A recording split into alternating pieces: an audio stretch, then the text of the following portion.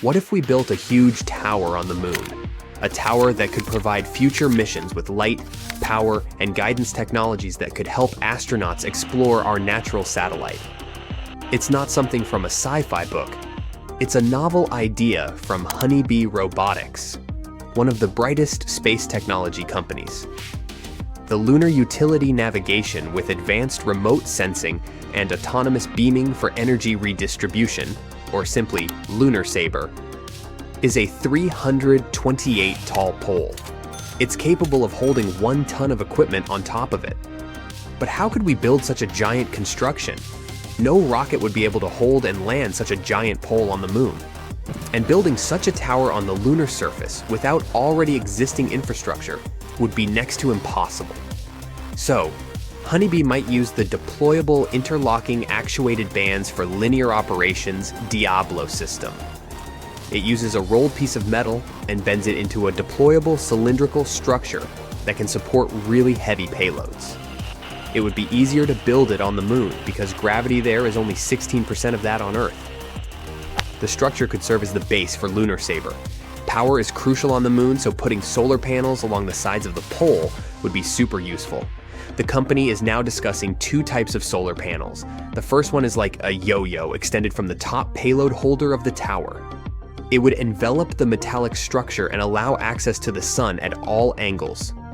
The second option might involve the top part of the tower. It could deploy its booms to hold traditional solar panels and then track the sun. Power supply wouldn't be the only Lunar Saber's task.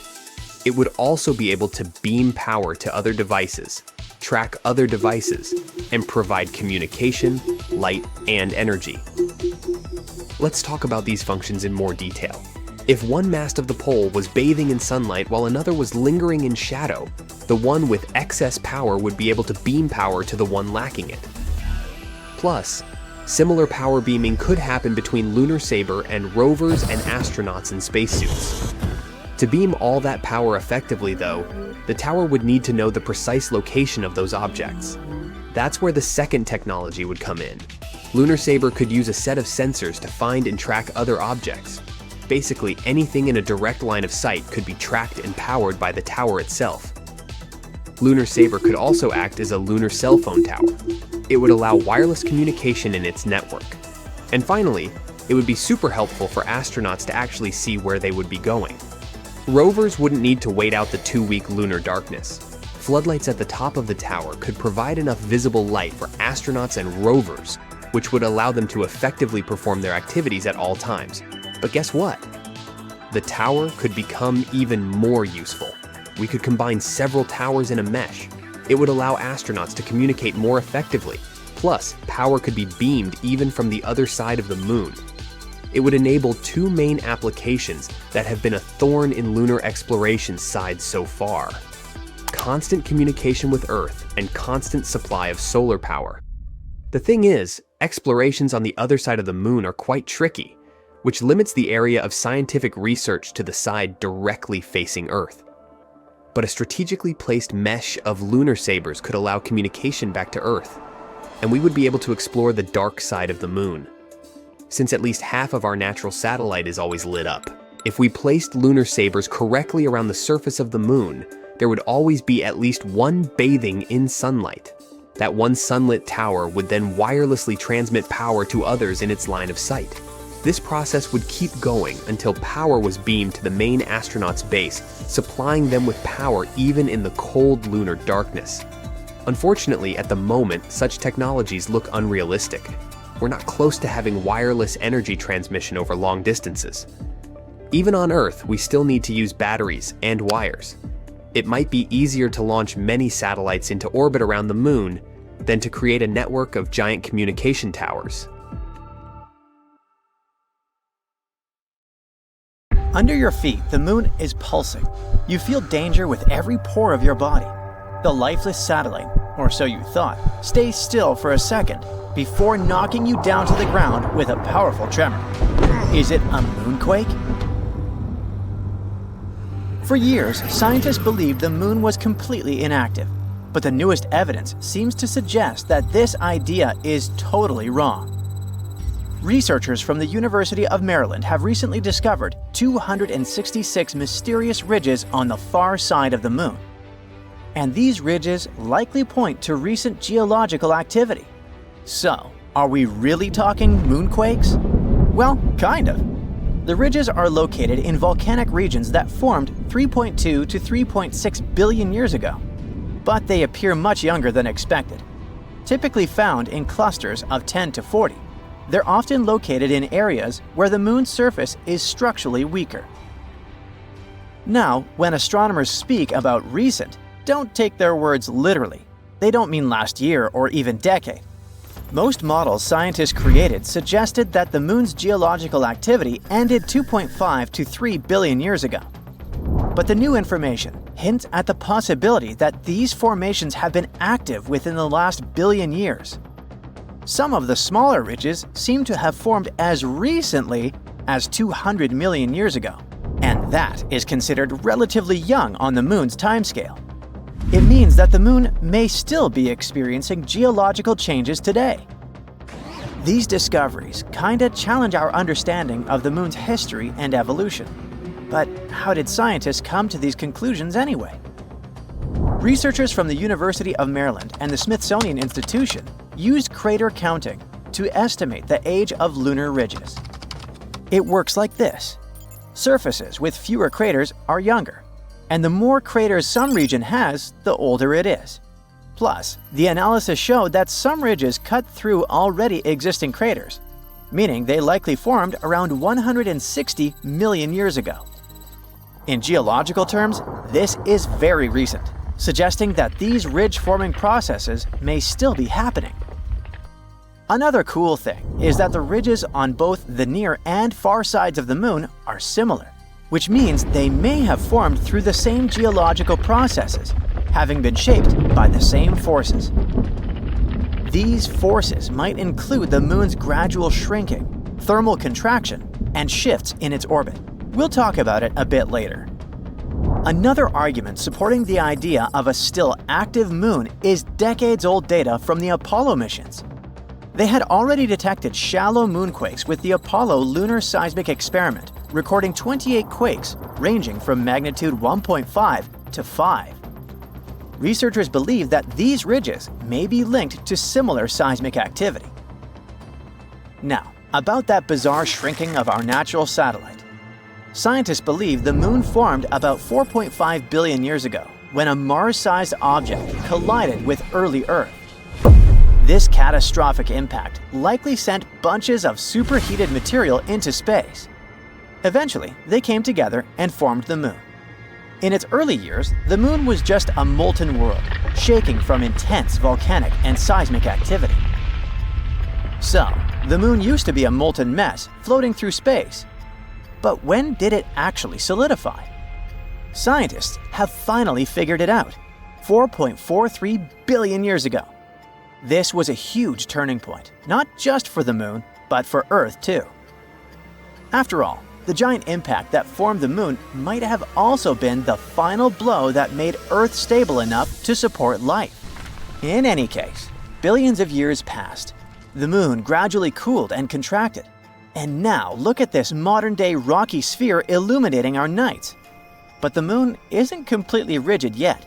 It still keeps cooling. And this slow cooling of its core might be one possible reason for the moon's continued activity. As it cools, the moon's interior contracts, which leads to cracks and shifts in the crust. One of the clearest signs of this contraction is found in the lunar maria. See these large, dark patches on the moon? Those are called maria, areas formed when lava filled ancient asteroid impact craters and then solidified. Then, over time, the cooling and contracting crust created these wrinkle ridges. Another factor of the ongoing geological activity could be the moon's gravitational interactions with Earth. Such non-stop powerful interactions likely create surface stress and trigger tectonic movements. It's all good and exciting, but can this activity on the moon actually affect humans? In a sense, it can. The moon has long been seen as a stable place for future bases and resource extraction. But the discovery of this ongoing geological activity is pretty worrying. If the surface is still shifting, future settlements, infrastructure, and mining operations could face serious risks. That's why, at the moment, we need seismometers and ground-penetrating radars to better understand these movements. It will allow us to assess potential dangers before any long-term missions begin. By the way, there's another potential problem future lunar missions might have to deal with, and it's moon dust, aka regolith. Apollo astronauts quickly learned that this jagged, sticky dust gets everywhere and can damage suits, equipment, and even health. A new study from Texas A&M engineers found another problem. When rockets land or take off, they kick up regolith, which can become a collision hazard, especially with many spacecraft bringing crews and cargo to the moon. Lunar regolith comes in all sizes, from tiny dust particles to large rocks. The main ingredient in moon dust is fine silicate materials, about 70 microns in size, like a human hair. They formed over billions of years as meteors and asteroids smashed into the moon's surface, grinding much of it into powder. Unlike Earth, the moon has almost no atmosphere. It's incredibly thin, so there's no wind or water to smooth out the dust. On top of that, constant exposure to solar wind has given the regolith an electrostatic charge, making it stick to anything it touches. Apollo astronauts quickly found this out the hard way. Moon dust clung to their suits, got trapped inside their landers, and stuck to everything. Worse, it became a health hazard, causing eye irritation and breathing problems inside their spacecraft. But at the moment, it seems like a problem for future us.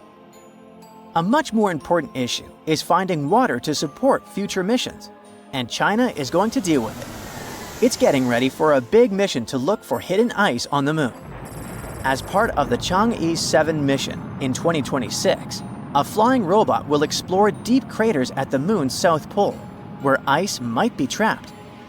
If they manage to confirm it, this could be a game changer for future lunar missions. Astronauts will have a water source and even fuel for space travel. The mission is a key step in China's plan to land astronauts on the moon within 5 years. While signs of water have been found before, like in soil samples from Chang'e 5's probe and observations by NASA and Indian spacecraft, scientists believe that deep ice deposits are the real key to supporting future missions. The south pole of the moon has some incredibly deep craters, and experts think ice could be hiding inside them. The flying robot will try to explore one or more of these craters after landing. If it does find the ice, it could make long-term moon missions much cheaper and more practical, helping astronauts live and work on the moon. Some scientists also think that this discovery could offer us some clues about extraterrestrial life. In any case, whether we find water on the moon and learn to deal with that pesky dust or not, the recent discovery of those young lunar ridges is a game changer. If the moon is still geologically active, it means we don't know as much about our closest neighbor as we thought. What else could the moon be hiding? Are we really prepared for the idea that this lifeless satellite might actually be more dynamic than we imagined? Future missions, which might not be as safe as we once believed, will probably show. In 2025, humans will have a unique opportunity: travel to the moon.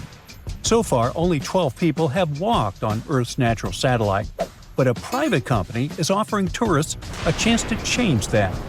If you are hog stinky rich, you can pay $750 million to spend several days exploring the moon and watching Earth from a distance. You can even join unique scientific experiments. Now, humans also want to build their forever homes on the moon. In fact, NASA believes that North Americans may have their own share of the moon by 2040. And you don't even need to be an astronaut to buy a plot of land on the moon. Of course, billionaires are already making plans. Their first idea is to exploit natural resources. The moon is packed with stuff that is rare here on Earth, like helium-3 and many rare Earth minerals, or more precisely, rare moon minerals. But I digress. Hey, if you can get your hands on some of it, you may get even richer. First, helium-3. It's great for clean nuclear energy, but it's super rare on Earth because it escapes into space. The Moon, though, has tons of it, enough to power Earth for 1,000 years.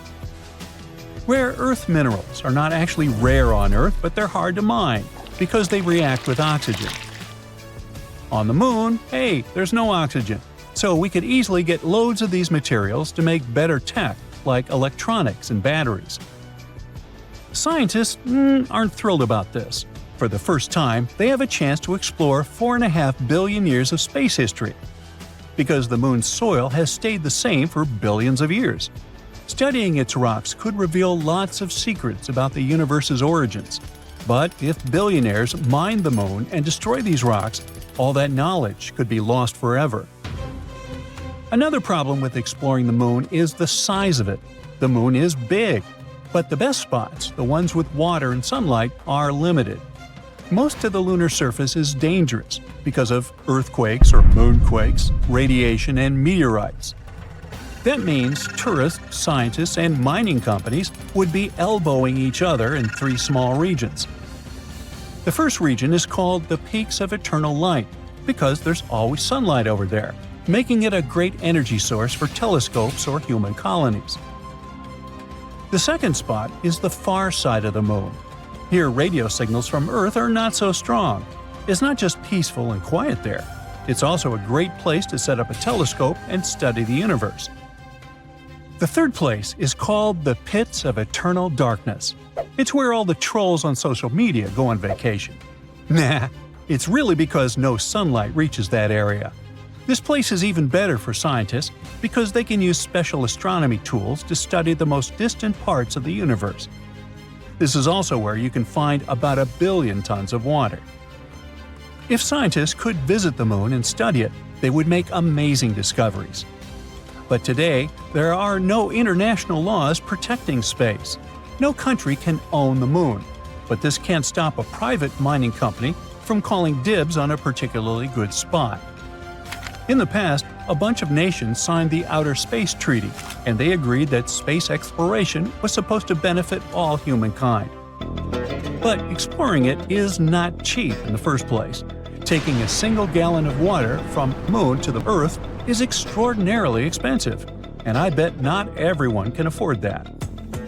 Human activity on the Moon is also extremely dangerous because it might change its atmosphere.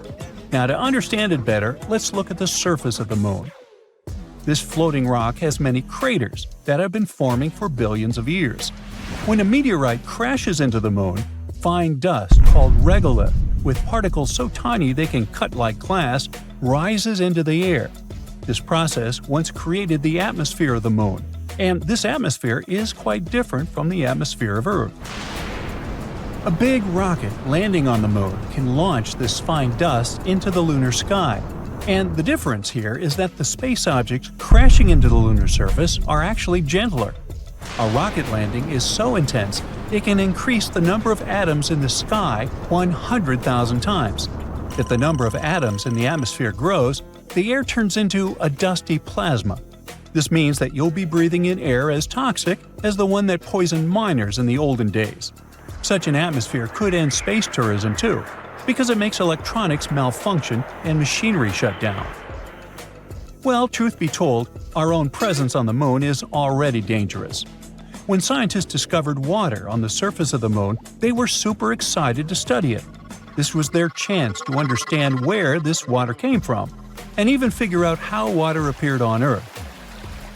But when our spacecraft land on the Moon, outgassing occurs. This means that the water on the surface evaporates.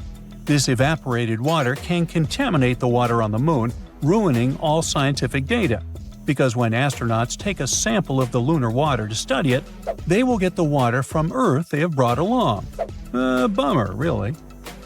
And it's not just the water we contaminate, it's everything. A spaceship can carry any living thing from Earth to the Moon. It can also bring extraterrestrial life forms back to Earth.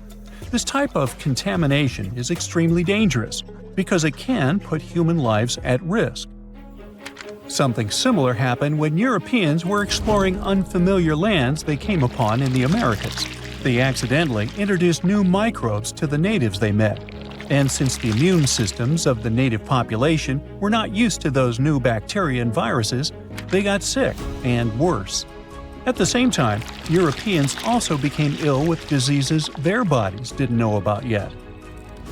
And even though moon tourism is not happening yet, humans are already littering the lunar highlands like their own backyard.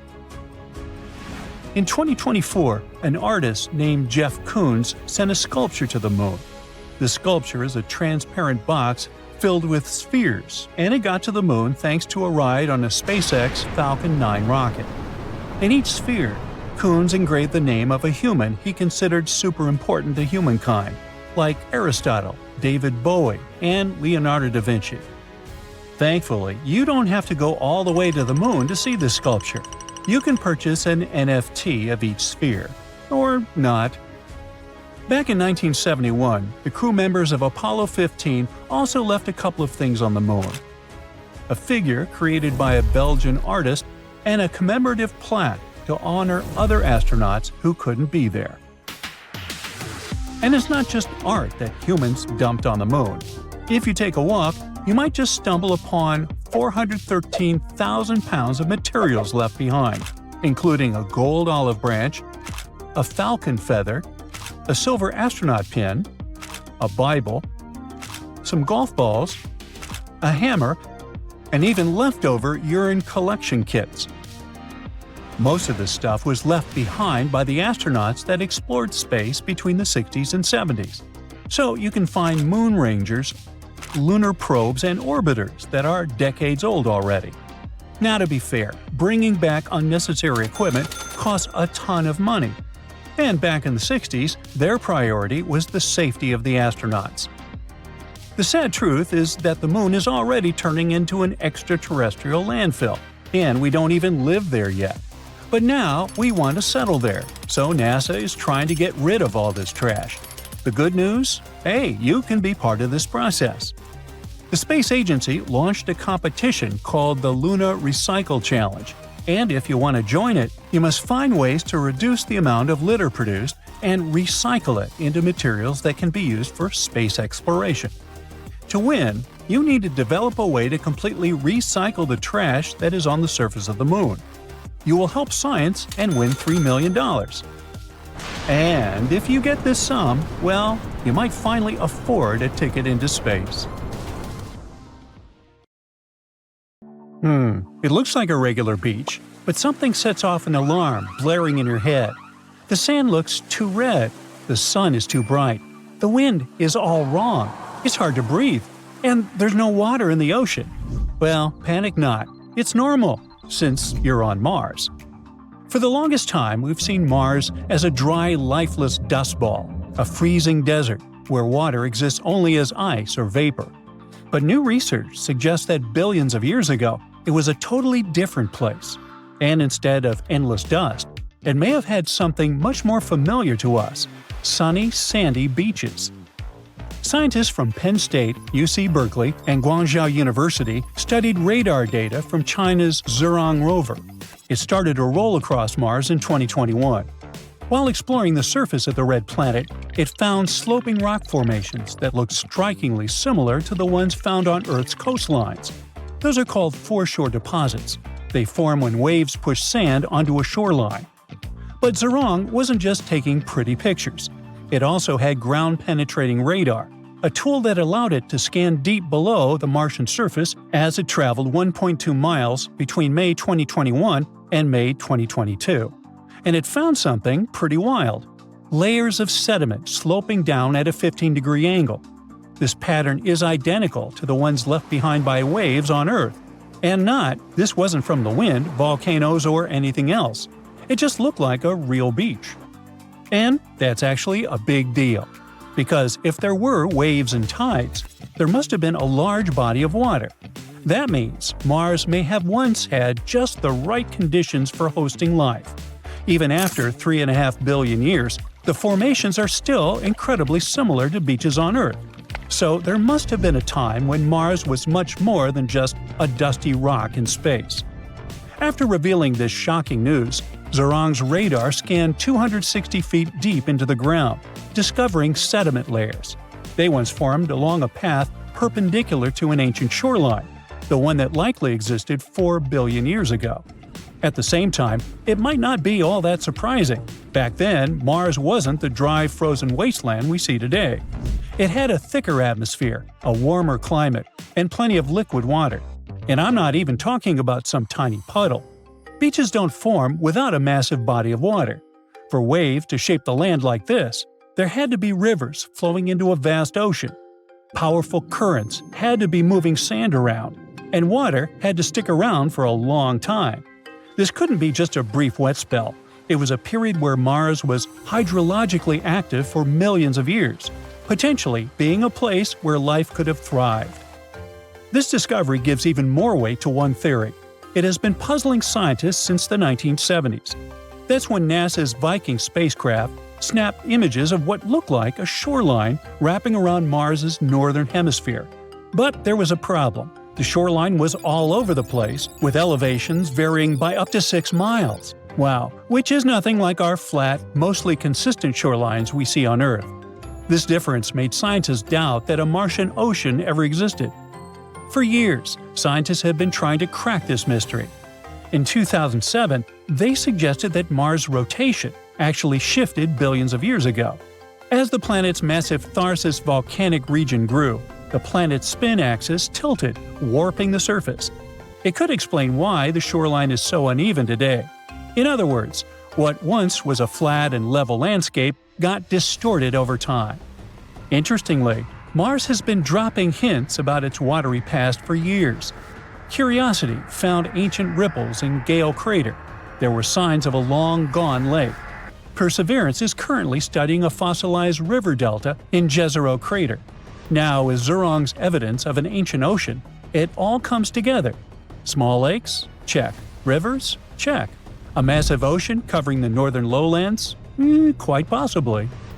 Zhurong's mission wrapped up in May 2022 after dust blocked its solar panels, but future missions could still explore those ancient shoreline deposits. Scientists might send new missions to drill deeper into the ground to retrieve samples. Or we could use better radar to map Mars' subsurface in more detail. There's a real hope to excavate those areas in the future and find even more clues about Mars' past. At the same time, NASA's Perseverance rover is already working hard in Jezero Crater collecting samples. Scientists hope that it will bring them back to Earth in the 2030s. While those won't include samples from the ancient ocean, they could still help us find out more about Mars's wetter history. For now, the discovery of ancient beaches on Mars gives us a peek into a time when the planet might have looked a lot more like Earth, with water, waves, and rivers. Now let's speak about the Perseverance rover that's still working on Mars in more detail. It has a special drill on its arm and uses it to scrape off the dust and top layers of rock, making small 2-inch wide circles in Jezero Crater. Once, one of its cameras took a close-up photo, and the image showed that the rock wasn't smooth. It was made of tiny interlocking crystals. The rover used 2 special tools to analyze the rock's chemistry. The results confirmed that the rock, named Rochette, was volcanic. It meant it formed from lava or magma, not from mud and clay, like scientists had expected from a former lakebed. Perseverance, also known as Percy, landed on Mars in February 2021, along with a small helicopter named Ingenuity. It is the most advanced rover ever sent to Mars, following in the footsteps of Curiosity, Spirit, Opportunity, and others. But Percy has a different mission. While older rovers mainly studied Martian rocks and climate, Perseverance is searching for signs of past life. Scientists chose Jezero Crater because it looks like it used to be a lake where tiny life forms could have lived. The rover drills, scrapes, and collects rock samples to study with its science tools. It also saves some samples to bring back to Earth in the future for even closer study. Perseverance has found some surprising things on Mars. Scientists studying the data it sent back have discovered that Jezero Crater has changed a lot over time. Long ago, this area had flowing lava, a lake that lasted for thousands of years, rivers that carried mud and sand, and even massive floods that brought in rocks from far away. It means that Jezero's history is more active and unpredictable than scientists expected. This definitely made it harder to find the sedimentary rocks they were looking for. But it has also revealed new places where ancient life might have existed. Another exciting discovery is that every rock Perseverance has studied so far contains carbon-based materials, the same stuff that life on Earth is built from. NASA's Perseverance rover also carries a special tool called MOXIE, which has managed to make oxygen from the carbon dioxide in Mars' atmosphere for the first time. Over 16 test runs, MOXIE produced about 4 ounces of oxygen. That's enough to keep an astronaut breathing for about 4 hours. It worked even better than expected, making up to 0.42 ounces of oxygen per hour. After running successfully for 2 years, MOXIE completed its final test in September 2023. It brings us one step closer to sending humans to Mars in the future. In any case, back to the discovery of ancient shorelines on Mars. This finding might help us see the red planet with new eyes. Water might have been flowing across its surface for tens of millions of years, carving out lakes, rivers, and even a vast ocean. What else have we misunderstood? Did Martian dinos stroll across the vast green valleys of the planet? Or were those bizarre marine creatures the likes of which we can't even imagine? Well, we don't know yet, but one thing is very likely. Mars had an era of warmth, water, and maybe life. Okay, what if I tell you that the extraterrestrials we all imagine as little green men may actually look like very normal Earthlings and chill in Europe? This is the Iberian Peninsula, and people living there are under suspicion. Ooh. Here's the reason. Somehow, parts of the most important artifacts that the Iberian civilization called Treasure of Volena are made of metal that simply can't be found on Earth, because it's metal from a meteorite. Now let's tackle this step by step. This is the artifact itself, and it's composed of 59 different objects. Bowls, bottles, and bracelets. Is there a pattern there with all those bees? In total, the find weighs around 20 pounds, of which 18 pounds are 23.5 karat gold. Now, if you're not a metal specialist, I'll clarify it for you right away. For comparison, 23 karat gold is 95.8% pure gold, so 23.5 karat is even purer. The remaining percentage goes to other metals to help add strength and durability to the precious alloy. There was also silver, iron, and amber in that set. The artifact could have been pretty straightforward, but for these two, let's call them imposters. Look at this wrought iron bracelet and this hollow hemisphere. Can you see that? Those rusty lines on the hemisphere and the overall weird color of the bracelet do stand out, since everything else is made of purest gold. This all started back in 1963, when a researcher noticed a dark leaden metal among the shiny bowls and bottles. The metal was shiny in some areas and covered with a ferrous-looking oxide that was mostly cracked. Now, just so you understand, gold does not usually act this way. Gold is one of the least reactive of all metals, so it won't even tarnish, let alone rust. To figure out where this suspicious iron came from, researchers turned to mass spectrometry, which checks out the mass-to-charge ratio of molecules. Their findings showed that the nickel in the iron is similar to that found in meteoritic iron. Simply put, the bracelet and the hemisphere are of extraterrestrial origin. Ooh. Now, the exact age of the trove is hard to determine, yet it's crucial. We need to know the exact age to see if it coincides with the start of the Iron Age in the Iberian Peninsula. If it does, then no further questions here. But if it doesn't, well, it's, at the very least, weird, if not suspicious. So there's this three-age system.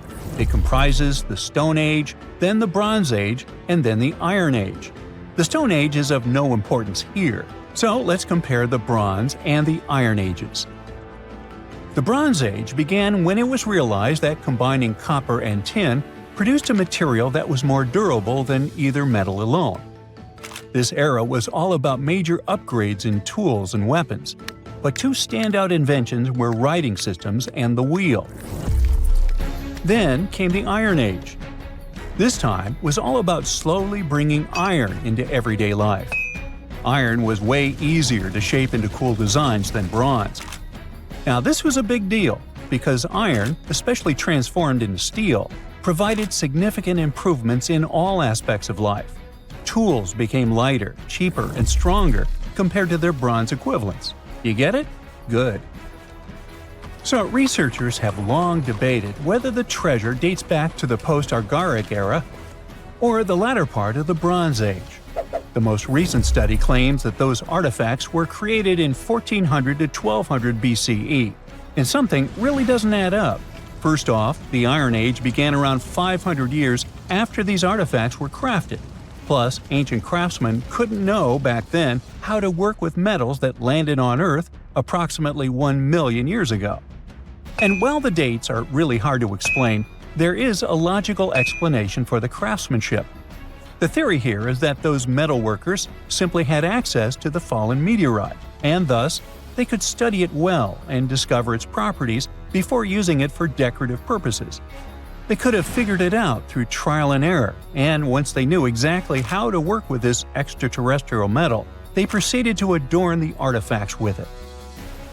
Plus, there were the Phoenicians, who contributed to their craftsmanship. Now, it's true that the Iberian people have been processing metal and making pottery long before the Phoenicians settled on the peninsula. But the arrival of new metalworking techniques and the introduction of the potter's wheel enabled them to produce better quality goods much faster than before. So, we figured out the extraterrestrial origins of the Iberian artifacts. But guess what? This area is still under suspicion. The reason for that is the language they spoke. You see, for most modern languages people use today, there will always be some proto-language. Say for Italian, Spanish, and French, it's Latin, hence their similarities. But wait, Iberian was largely spoken where modern Spain is, so why isn't Spanish similar to it? Well, the truth is, no language today is similar to the Iberian. Maybe only the Basque language, but it's because of some similarities found in their numerical systems. Basque is classified as a language isolate, or simply unrelated to any other known languages, and the only language isolate in Europe. The Iberian language is unclassified. While the scripts written in it have been deciphered to various extents, the language itself remains largely unknown. And look at the alphabet the Iberians had. Looks like it doesn't really belong to our planet. But hold up, this one might be a bit of a stretch. When the Phoenicians came to the peninsula, they brought along their alphabet to the Iberians. But honestly, the Iberians probably weren't keen on just copying someone else's writing system, so they tweaked it until it looked completely different. Let's just say they took some inspiration and ran with it.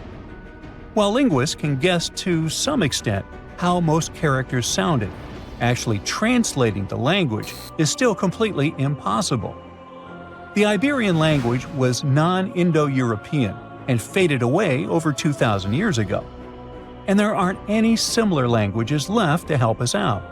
Super frustrating, right? Yeah. We got over 2,000 Iberian inscriptions from tombs, coins, potteries, lead plates, and even cave wall carvings. But aside from a handful of words, we're totally in the dark about what they mean. Now, if we could understand their language, we might have learned that they were great thinkers and all, but we can only contemplate the works of art they left. Iberian culture has a lot of amazing stuff made by talented artisans. We're talking about not just metalwork and ceramics, but also detailed sculptures, textiles, jewelry, and other personal bling. But here's the catch. Making all those luxury items depended a lot on a big farming class. At the heart of Iberian society, most folks were involved in farming and taking care of livestock. Depending on where you were, the types of farming varied. For example, up in the north, they were all about growing grains, while down in Valencia, they focused on producing olive oil and other agricultural aspects. In the west, raising animals was the name of the game. Still, we don't have much information about the day-to-day lives of the many people doing this essential work. Yet, on the flip side, We know a lot about the upper class of Iberian society, who control these agricultural resources and hire the artisans. By the 7th century BCE, we start to see a group of Iberian princes who were living the good life, trading with the Phoenicians and enjoying fancy luxury items. You can spot this elite class in their burial practices. Cremation was the go-to method for funerals among the Iberians, and wealthy individuals were often found in cemeteries with all sorts of lavish goods and funerary sculptures that give us a peek into the fashion and hairstyles of the rich. Interestingly, starting in the 6th century BCE, there was a noticeable drop in the number of recognizable burials, which suggests that these elaborate funeral customs became more exclusive to a small elite. Meanwhile, the fate of the majority, farmers, artisans, soldiers, and laborers, who made up a big chunk of the population, remains a bit of a mystery. It used to be a pretty advanced civilization, but it vanished without a trace. Researchers think it could have been due to some massive earthquake, but so far, we don't know for sure. Back in 2008, astronomers found a mysterious something orbiting a star called Fomalhaut. This star is very bright and sits about 25 light-years away from us. Trillions of miles, sure, but pretty close in space terms. It's in the constellation Southern Fish, the one that looks like a single fish floating in the southern night sky. It's a small and relatively dim constellation, but Fomalhaut is what makes it so special. In Arabic, this means mouth of the fish, and you might guess where that name comes from. It's the brightest star in the constellation. If you're in the southern hemisphere, you can easily spot Fomalhaut with the naked eye. For people in the northern hemisphere, it's visible in the fall, low on the southern horizon. But this constellation has a beautiful story. The myth says that this fish is the one that saved the deity Durcedo, who had fallen into a lake. So it became the symbol of rescue and protection. The fish in Pisces is said to be the offspring of the southern fish, forming a kind of family. At the same time, Fomalhaut is sometimes called the lonely star because it's one of the brightest stars in its part of the sky, but it doesn't have many bright neighbors. Hey, I can relate to that. Nah, just kidding. Fomalhaut is also a young star. It's only about 440 million years old. Now that sounds like a lot, but our Sun, in comparison, is 4.6 billion years old. And finally, it's surrounded by a giant ring of dust and gas. This is called a debris disk. It's like a dust cloud that serves as the birthplace of planets. It's like the Kuiper Belt in our own solar system, where Pluto lives, but on a much grander scale. But then, astronomers noticed something odd about this disk. It wasn't evenly shaped. This means that there's something that influences gravity nearby. A planet, perhaps? And when they took pictures of the disk, they found a faint glowing dot inside it. That was our mysterious gravity center, Fomalhaut b, or how they named it later, Dagon. They immediately thought it was a planet. In 2008, it was a huge deal because scientists captured an actual image of it using the Hubble Space Telescope. Now that's a super rare thing, especially for objects outside our solar system, not to mention such tiny things as planets. And the photos were fascinating. At first, everyone was excited about the new world. Scientists thought that Dagon was a massive planet, something maybe like Jupiter, a gas giant. They even guessed that it had an oval-shaped orbit, which means that it would take about 1,700 years to go around its star just once. It's one of the craziest orbits we've ever seen. But as they kept studying Dagon, they noticed that things don't add up. For starters, they couldn't find it in infrared light. Now, planets that big usually give off heat, and telescopes like Spitzer, which look for heat signals, found nothing. Weird, right? Also, the planet was moving too strangely. Its orbit didn't match what you'd expect if it were shaping the dust ring. So scientists started thinking, maybe it's not a planet at all. And as the doubts creeped in, the hype calmed down. In 2020, they noticed another strange thing about Dagon. It was getting dimmer and spreading out.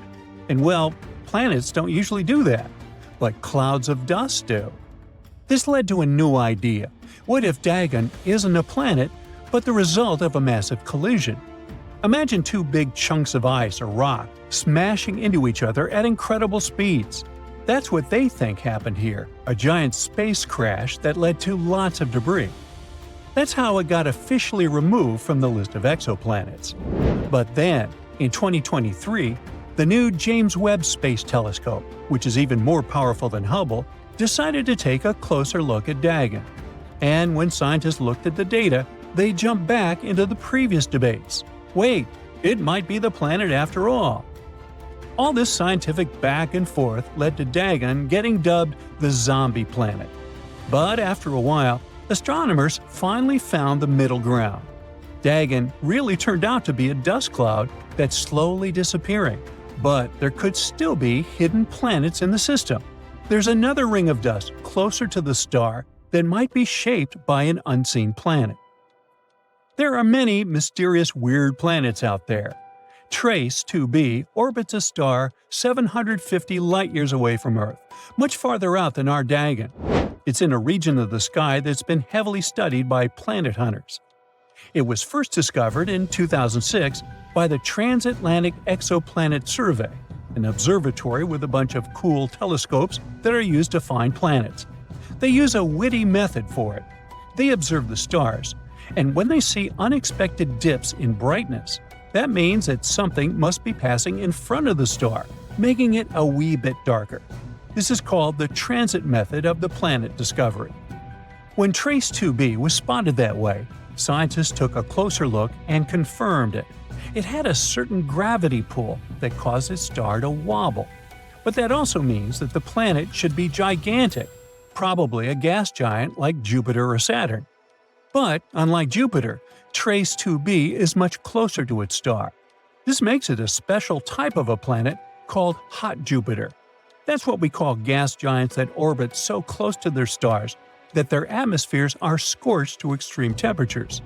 Imagine if Jupiter was not only horrifyingly massive, but also almost burning.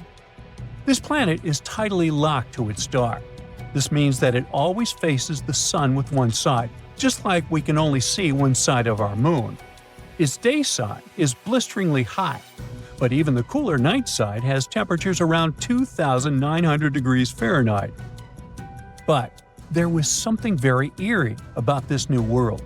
What really made it stand out was its albedo, a measure of how much light the planet reflects. Most planets, like Jupiter or even Earth, reflect a good amount of light thanks to clouds, ice, and other stuff. This is what allows us to see those planets after all. But Trace 2b is almost completely black. For some reason, it reflects less than 1% of the light that hits it. It's darker than coal or fresh asphalt. So, why is that? After some thought, astronomers think it might be because of its atmosphere. Jupiter has bright reflective clouds of a gas called ammonia, but Trace 2b probably doesn't have those. Since it's so close to its star, they'd burn up and get stripped away. So, its atmosphere might be made up of chemicals like sodium, potassium, or titanium oxide. All of this stuff absorbs a lot of light, and if you look directly at that planet, you'd see it almost as a black hole. What's even more horrifying is that if you were floating in it, since it doesn't have a solid surface, these elements could make the sky above look like an endless void, even if it's daytime. Though you'd probably still see its star, even it would be completely surrounded by blackness, like light at the end of a tunnel. In that case, shouldn't it be completely invisible? Well, it kind of is. But it also emits a faint red glow, likely due to its scorching high temperature. And even though scientists have studied Trace 2b for years, some questions remain unanswered. Why is it the darkest planet we've ever found? Is it possible that there are some unknown chemicals in its atmosphere? What hides beneath the darkness? These Jupiter-like planets are often crazy, like WASP 76b, for example. This is another gas giant located about 640 light-years away, this time in the constellation Pisces. Just like Trace 2b, this exoplanet is tidally locked. One side has a temperature of over 4,000 degrees Fahrenheit, while the other side remains in constant darkness. But what's crazy about it is that the extreme heat on the day side vaporizes metals like iron. The planet has insanely strong winds, and they blow this molten iron to the colder side. And you guessed it, the iron gets solid under colder temperatures, and we end up with a horrifying iron rain. All this stuff sounds like science fiction, but it's real, waiting to be explored.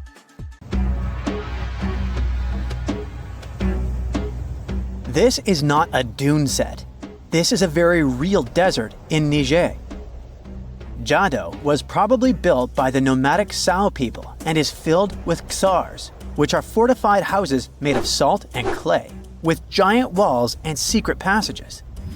Located deep in the desert, it was once a vital stop for trans-Saharan caravans, but is now a hotspot for smugglers and bandits. The site has been off-limits since 2002 due to its dangers. The origin of the ksars remain a mystery. No archaeological studies have been conducted, leaving many questions unanswered. Even today, shifting sands reveal and conceal parts of these ancient ruins, fueling local speculation about what might still be hidden beneath the desert. Speaking of connective tunnels, scientists were blown away by the discovery of lava tubes in Saudi Arabia. These underground passages form when molten lava cools down.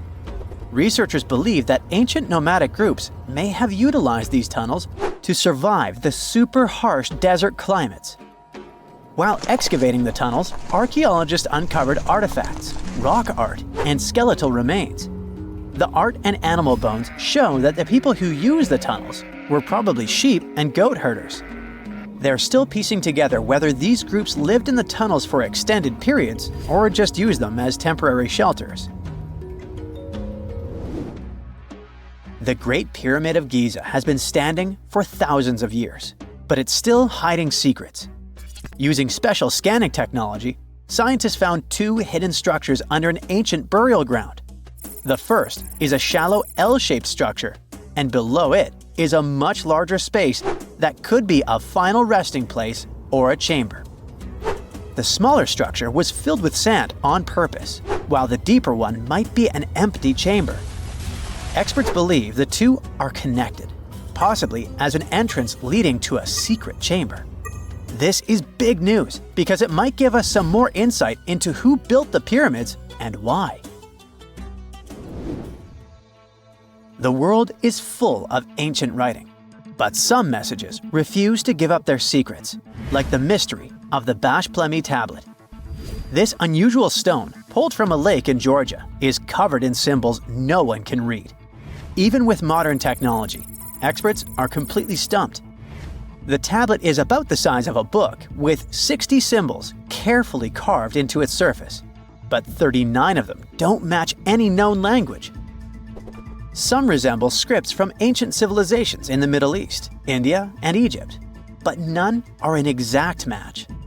To make things even trickier, part of the tablet is broken off, meaning a piece of the puzzle is missing forever. To rule out a hoax, scientists studied the tablet closely. They confirmed it's made of vesicular basalt, an extremely tough local rock. Whoever carved these symbols must have been really skilled. Based on similar archaeological finds, experts believe the tablet could date back thousands of years, possibly to the late Bronze or early Iron Age. Some symbols repeat, which could mean they're numbers. Maybe it's an inventory list, a record of battles, or even an offering to the deities.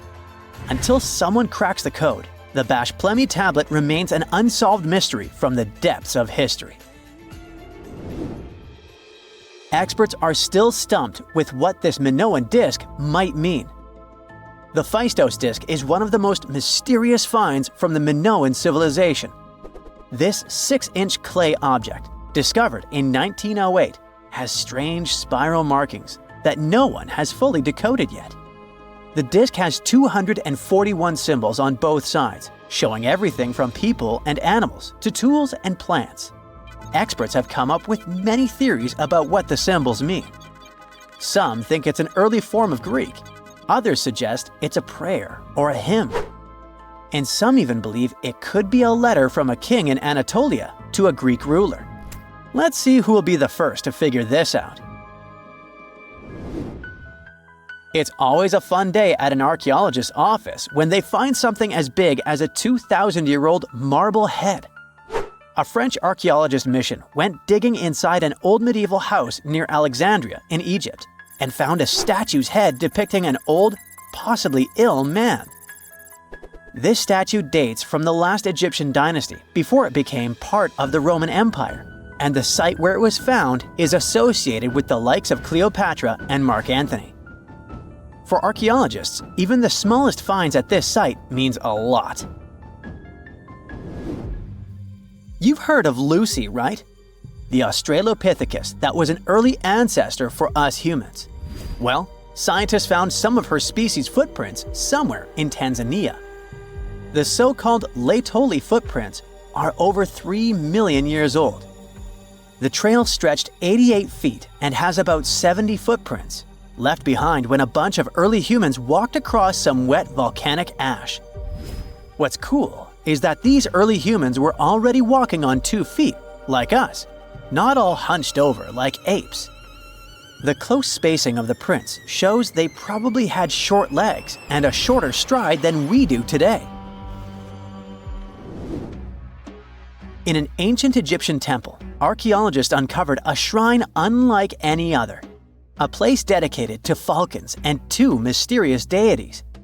One deity had a falcon's head, while the other wore a crown with a sun disk and cow horns. But the most baffling discovery was an inscription that read, "It is improper to boil a head in here." At the heart of the shrine, there are 15 headless falcons carefully arranged on a pedestal, likely as offerings to the falcon-headed deity. One theory suggests the birds were boiled first, perhaps to pluck their feathers, before being placed in the shrine, following the strange rule carved into stone. Archaeologists also found a 13-inch iron harpoon nearby. Its true purpose remains unknown, although the shrine also held remains of fish, mammals, and bird eggs, suggesting that the rituals may have included feasting. And speaking of ancient Egypt, meet Hathor. Scientists named her after the ancient Egyptian deity of motherhood, music, and singing. This wooden statue, housed at the Metropolitan Museum of Art, was thought to be just a beautiful artifact, until a surprising secret was uncovered. Using an X-ray machine, experts found a mechanical operating system inside it, with pulleys and axles connecting her shoulder to her left leg. When activated, the system made her hand raise and lower, an engineering marvel from over 3,000 years ago. The statue was created during Egypt's Middle Kingdom, around 1800 BCE, and is often compared to 19th century automata due to its advanced design. It's believed the statue was used in religious ceremonies, symbolizing Hathor's role in dance and music. An unexpected discovery happened in northern Kuwait, where a Kuwaiti-Polish team uncovered a mysterious 7,500-year-old statue. The statue features an elongated skull, no mouth, narrow eyes, and a flattened nose. This feature is thought to be an Ophidian figurine, named after the Greek word for snake, and it was likely made by the Ubaid culture, a civilization known for their pottery skills. While no one knows exactly what role this weird statue played, it might have been linked to rituals or symbolic practices. Some scientists think these figurines, found in homes or final resting places, were tied to important cultural beliefs. We couldn't mention unresolved mysteries of this world without speaking about these elongated skulls. In the deserts of Peru, researchers uncovered 5 ancient skeletons, 2 with unnaturally elongated skulls. While head shaping was common in many cultures, these skulls defy explanation. Local legends tell tales of the so-called Gentiles, a mysterious race banished underground by the powerful deities. Some say this is what the skulls represent. Others think this is some type of genetic anomaly, which was confirmed after finding an infant skull, too large to be artificially shaped.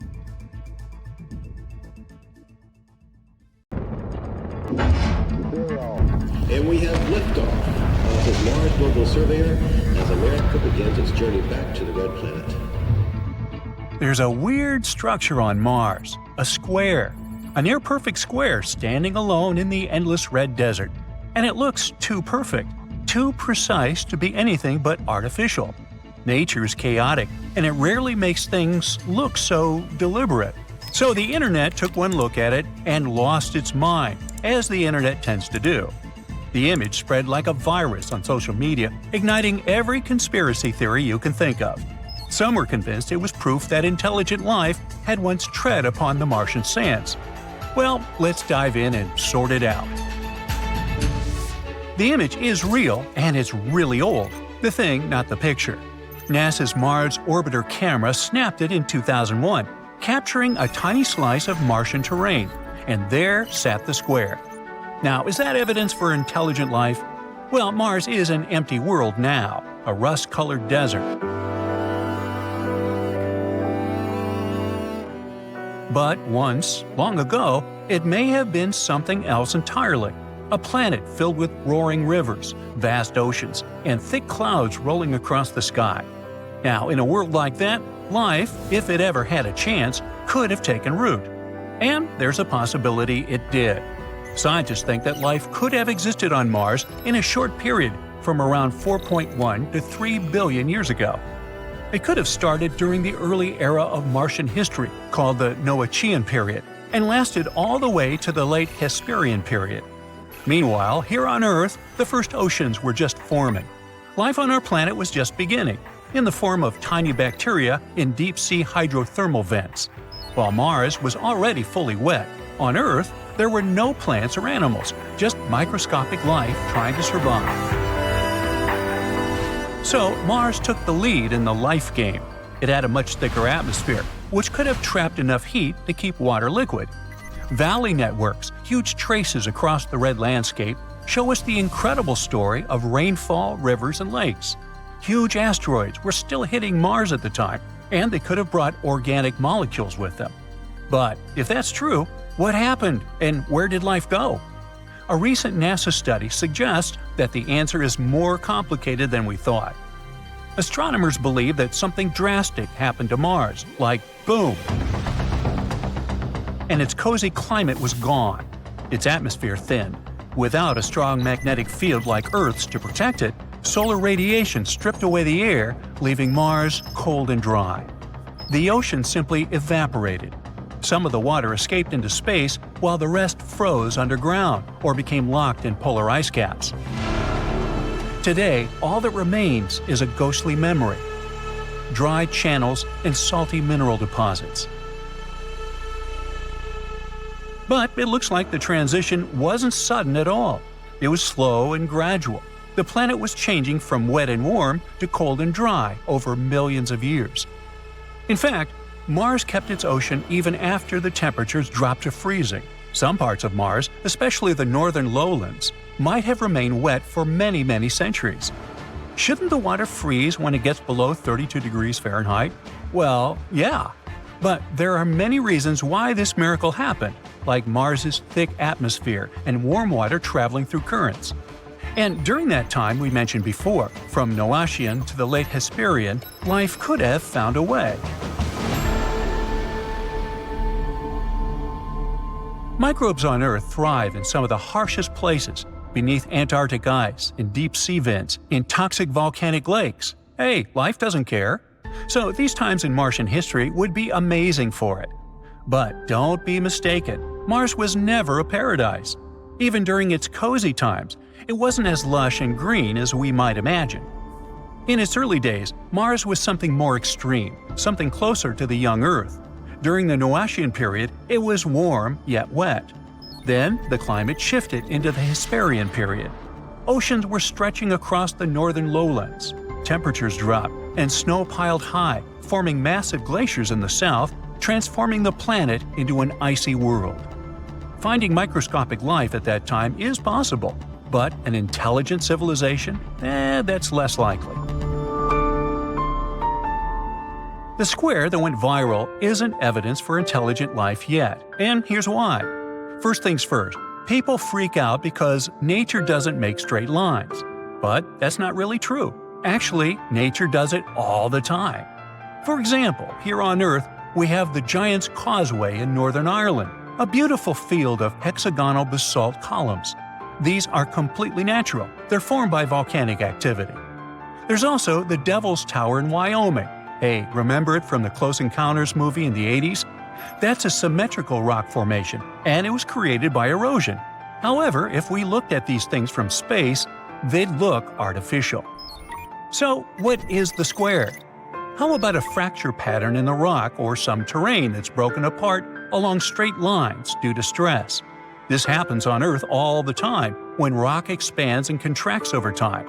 And on Mars, the surface is just constantly battered by meteors, winds, and extreme temperature shifts. No wonder rock would get stressed. What happens here is another case of pareidolia. It's our brain's favorite thing, to spot patterns in something random. Hey, we evolved like this. So sometimes we might look at natural objects and see insane stuff.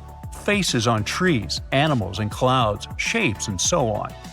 Besides, NASA has been photographing Mars for decades. We have high-resolution images of craters, mountains, valleys, riverbeds, hey, everything. Wouldn't an ancient civilization leave us, well, something better than some square-like rock? Even though things erode over time, we'd find more signs, roads, foundations, artifacts, ruins, or at least something. Though, to be fair, we do see something. The square wouldn't be the first time Mars has played tricks on us. Over the years, we've spotted everything, from tunnels to carved faces, even Bigfoot. Or this doorway, for example, a perfectly cut rectangular opening. That's what people saw when NASA's Curiosity rover sent back an image of the East Cliffs on Mount Sharp. It's almost like an ancient passage leading deep into the surface.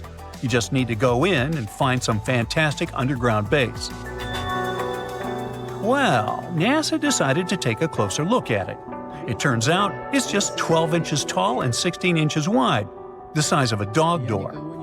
That's because what we're looking at isn't a doorway, but an open fracture, a break in the rock that happens naturally over time. These kinds of cracks are extremely common, both on Earth and on Mars. They form when bedrock is stressed, expands, contracts, or gets eroded by wind and time. If you walk through a desert here on Earth, you'd see plenty of similar shapes. Canyons, cliffs, and even boulders have fractures that, from the right angle, might look like doorways. They're just not getting photographed by NASA. Also, the straightness of lines turns out to be just a trick of perspective. If you zoom out, you'll see that it's just one small break in a much bigger rock formation. Or the infamous Cydonia face. The photo was taken back in 1976 by NASA's Viking 1 orbiter when it was scanning Mars. In the region known as Cydonia, it captured what looked like a massive humanoid face, a rocky formation about 1.2 miles long. And this one face inspired books, documentaries, movies, and podcasts. But when NASA's Viking orbiters first took pictures of Cydonia, the cameras weren't super advanced. The image of the face had a low resolution and made the details fuzzy. NASA's later missions had far better cameras, and when Mars Global Surveyor revisited Cydonia in 2001, the truth was undeniable. The face was just a hill, a lumpy rock formation with ridges and depressions carved by wind and erosion. And in 2006, during another mission, a colored image with insanely high detail was made. No traces of face left there whatsoever. That's another pareidolia trick for you. Now, Mars has plenty of secrets left to uncover, but they will be related to its fascinating history, not some secret ancient civilization. The conclusion is, don't trust everything you see online. Sometimes a mysterious rock is just a rock.